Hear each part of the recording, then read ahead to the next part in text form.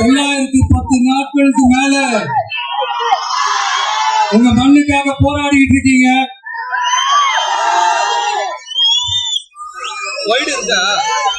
உங்க போராட்டத்தை பத்தி ராகுல் ஒரு பையன், சின்ன பையன் பேசுனதை நான் கேட்டேன். அந்த குழந்தையோட பேச்சு மனசு ஏதோ செஞ்சிருச்சு. உடனே உங்க எல்லாரையும் பார்க்கணும்னு தோணுச்சு, உங்க எல்லாரையும் கூட பேசி ஆகணும்னு தோணுச்சு, உங்க எல்லாரும் கூட நான் நிற்பேன், நீ தொடர்ந்து நிற்பேன் சொல்லணும்னு தோணுச்சு.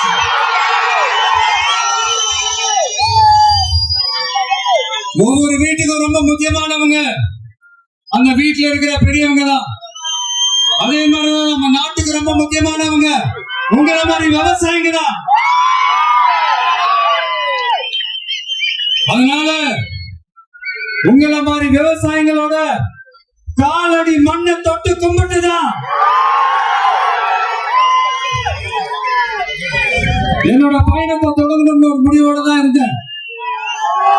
அதுக்கு சரியான இடம் இதுதான் எனக்கு தோணுச்சு.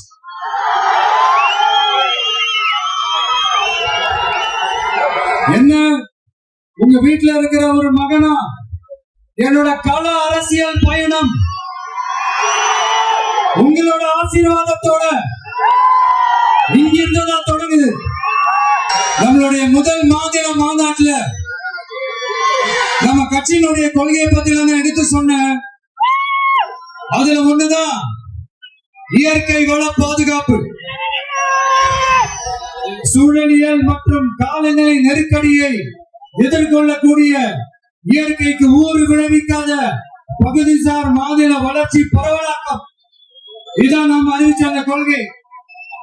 இதான் நான் இங்க சொல்றதுக்கு காரணம் ஓட்டு அரசியலுக்காக இல்ல.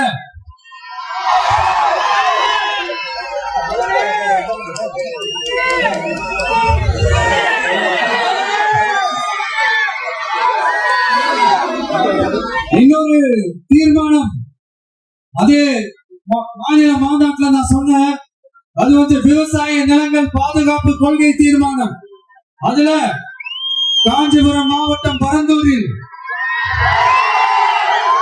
1000க்கும் மேற்பட்ட ஏக்கர் பரப்பளவில் 13 நீர்நிலைகளை அடிச்சு சென்னையை நிரந்தரமாக வெள்ளக்காடாக்கும் திட்டத்தை ஒன்றிய மாநில அரசுகள் கைவிட வேண்டும் என்று வலியுறுத்தின.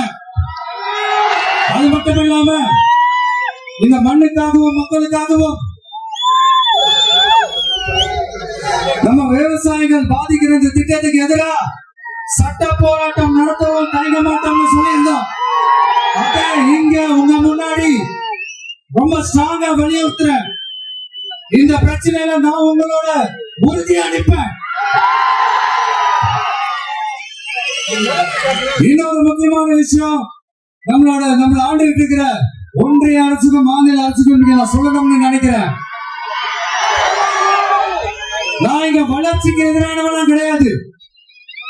ஏற்போக்க வரக்கூடாதுன்னு நான் சொல்லல, இந்த இடத்துல வரக்கூடாதுன்னு நான் சொல்றேன். இதெல்லாம் சொல்லலன்னு இவன் வளர்ச்சிக்கு எதிரானவன் அப்படி இப்படின்னு சொல்லி ஒரு கதையை கட்டி ஆரம்பிச்சிருவாங்க. நமக்கு அதை பத்தி எல்லாம் கவலை இல்லைங்க. எல்லாத்துக்கும் மேல இன்னைக்கு இந்த பூமியில வாழ்ற எல்லா உயிரினங்களோட இருப்பையும் புவி வெப்பமயமாதல் பயமுறுத்திட்டு இருக்கு. அதனுடைய ரிசல்ட் தான் ஒவ்வொரு வருஷமும் இந்த மழை காலத்துல வெள்ளத்துல சென்னை சிட்டி எப்படி தத்தளிச்சுக்கிட்டு இருக்கிறத நம்ம பாக்குறோம். இப்ப ரீசெண்ட் டைம்ல எடுத்த ஒரு அறிவியல் ஆய்வுல ஒவ்வொரு வருஷம் சென்னையில வர ஃபிளட்டுக்கு காரணமே இங்க இந்த சுற்றுவட்டார பகுதியில் இருக்கிற சதுப்பு நிலங்களை நீர்நிலை சொல்லுது.